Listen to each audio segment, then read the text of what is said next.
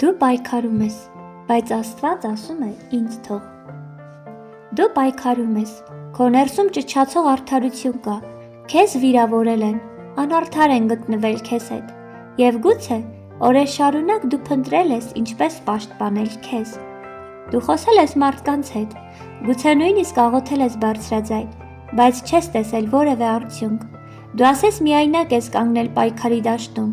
բայց լսիր, մի ձայն, որը քո ներսի խորքից ասում է. ինձ թող, առանց ինձ ոչինչ չի փոխվի։ Այդ խոսքը գալիս է ոչ թե լռեցնելու քեզ, այլ քեզ ազատելու քեզ սպառող ծանրությունից։ Աստված գիտի ինչ է կատարվել, նա տեսել է ամեն խոսք, ամեն անարդար հայացք, ու նա ասում է. եթե դու քո ձեռքով փորձես արդարություն բերել, դու կկորցնես խաղաղությունդ,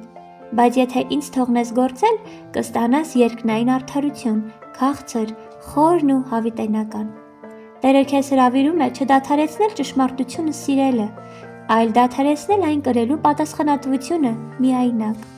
Դու ոչ թե պարտվում ես, երբ թողնում ես նրան գործել, այլ հենց այդ ժամանակ ես սկսում հաղթել Աստծո ձևով։ Թող այսօր քո աղոթքը լինի. Տեր, ես հանձնում եմ այս ցավը քեզ և սպասում եմ քո ձեռքի արդարությանը, ոչ թե իմը։ Եվ հիշիր, Աստված երբեք չի ուշանում, նա պարզապես գործում է թաքուն, մինչև քեզ պատրաստի արդյունքը ցույց կտա։